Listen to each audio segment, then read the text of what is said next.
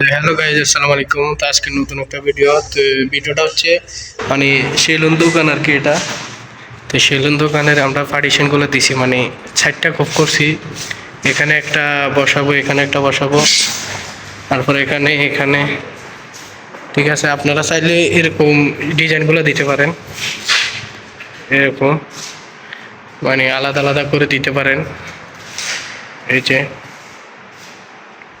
এটা হচ্ছে সেলুন দোকানের আর কি, সেলুন দোকানের এটা।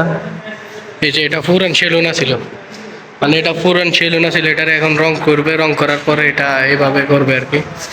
এই যে দেখেন আমরা সাইডটা বসাইছি, এই সাইডটা আমরা বসাইছি।